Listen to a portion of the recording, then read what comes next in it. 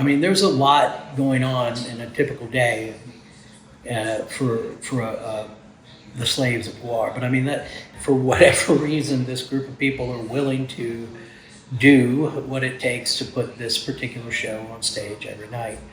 You know, I mean, we have ups and downs, but everybody pretty much helps each other out and makes sure that things get done. And what's happening right now, my crew is working with the local crew to cover the stage in plastic in areas that we're worried about getting wet or damaging anything in this nice, beautiful venue. It's a little bit of a process to make sure we get everything covered, but once that's done, we'll start moving in gear and carpets for the guys to stand on, and then we'll start building a show. So one of the first things we do when we get to a venue is lay plastic down on the stage to protect it from all the spew that happens throughout the show. These are the spew tanks. They are 2 33-gallon tanks, 2 5-gallon tanks, and a 3-gallon tank. Red, blue, and shit brown. And it's a hypoallergenic food dye from France that won't hurt you. It's a powder. It will stain your skin and clothes, so try not to get it on your skin or clothes. After the plastic is down, we bring in our carpet cart and roll out all this carpeting that you can see on the floor. That's to not only protect the stage, but also the performers from slipping hazards, because it gets pretty wet up here. My area of expertise is blood whirl. These are the spew tanks that we use.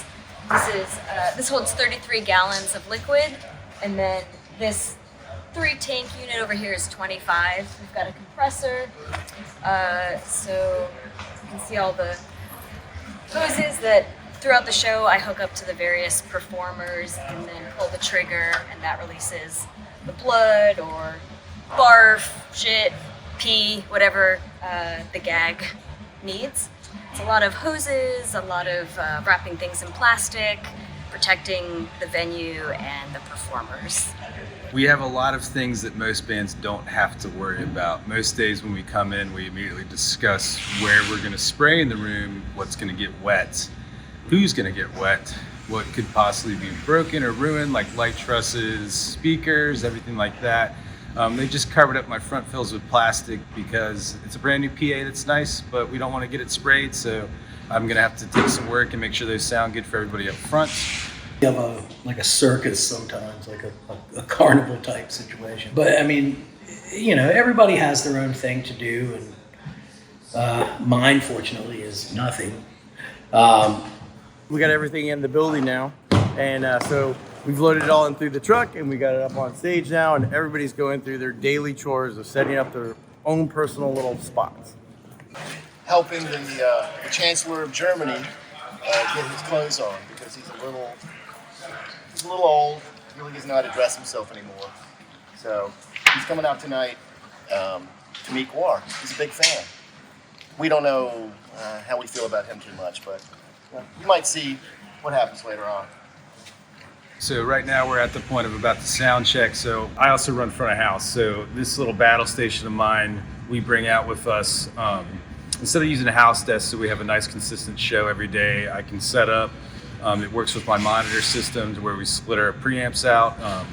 My monitor guy controls what they hear on stage. I'm just worried about what's happening out front. I take care of all what they hear on stage in their ears, and then I also make sure that all the funny theatrics get played out from the computer here, and then it's just generically. Other than that, I'm moving gear around. I'm hooking up cables. I'm just trying to make sure that those guys can make sure that they have everything they need to put on that great show that they put on, and that they can hear themselves and put it out to the world for you guys. I do backline for GWAR, so I do full backline, so I do guitars for Grodius and Ballsack, I do bass for Beefcake, and I also take care of Jizmax drums. So day-to-day for me, usually come in, we get everything up on deck. First thing I do is assemble my drums, get my cymbals and everything up. Kit's pre-built, so it rolls in, shells are all there. I go through and I do some tuning, set up a little bit of electronics for them there. Once that's done, I come over to my guitar world, which is over here. It's kind of a mess right now, don't mind. This is my guitar world. This is a Ballsack's rig right here. And this is Grodius and Beefcake's rig right here. So everything's wireless. So every day I have to come in and every room's different. And then, you know, you're tuning different equipment every day to just make sure that it all sounds clear, works correctly, and that, again, so that they can hear themselves, so that they can put themselves out there for everybody else. Oh man, there's so much chaos that can happen at any given time. You know, mic stands can go down, you know, something can happen with the kit and the pedal breaks, guitar strings break. It happens every once in a while, but people like to run up on stage, and I cannot stress enough, do not do that, because I will lay you out. I promise, given the shot, I will take you down. I do lighting design for GWAR. I also do the pre-programmed production on stage. You know, it's a fun show. We try and make it somewhere between a mix of, you know, the space jockey ship on Aliens and some like ridiculously violent fever dream, and just play between the two of those. I'm doing, you know, triggering lights here from front of house, and then that is accentuating the pre-programmed lights that I've already set up in production. So because I already have so much done in pre-production as far as you know, overall, it's really just using the house lights to accentuate what's already there. And some venues like this have amazing light systems that, you know, do a lot of different things, and some houses you roll into and you have minimal tools and you just make the best of it. You don't want to overlight the guys. They don't like that. You don't want to blind them. You know, they beat you if you blind them. And sometimes I enjoy that, but most of the time I don't. It's great because I can just wheel this out, open it up, get set up, and go back to tour managing and making sure we have all these things like almost 100 towels for my crew, as well as the band, as well as the tour package. I just spent a couple minutes making sure those were all here and where they were. Most of my guys go through 2 or 3 a day to get all the blood off and make sure they have a nice clean body when we are done, ready to do this all over again tomorrow. We spend a lot of time making sure the guys are fed, they're happy, we know where they are, they're okay. I make sure everybody's not sick. If they are, we make sure if I need to get them to a doctor, no one sprained anything or hurt themselves. These guys have been doing it for 40 years, so there's some stuff with their bodies that they don't always like to admit, but I like to make sure that are all right. Constantly checking on Grotius because he likes to jump in the pit and run around, and I don't think he realizes his knees are not as young as they used to be. So catch him while you can doing all his stupid shit. That's the thing that makes GWAR unique. And the only thing that I can really think of, like when I've thought of this, you know, because you're supposed to look for something that's like something, right? Like, I mean, if you're trying to analyze something, right? Well, what's this like? There really isn't very much that it is like.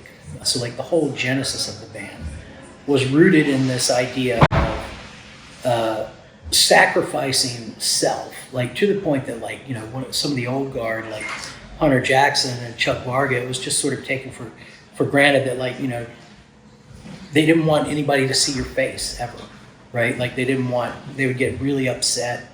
In an interview like this would have never happened in the beginning of GWAR because it was all about this kind of anonymity.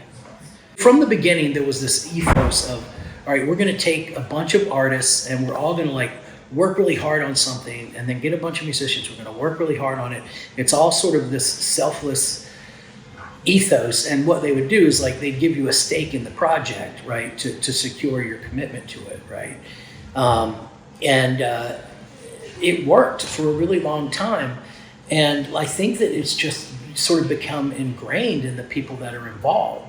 I get to work with guitars and drums and basses and everything all day, and I don't know. It's a band that I've loved since I was in middle school, you know, and I feel like I don't get paid to do the job that I do. I feel like they just pay me for my time away from home.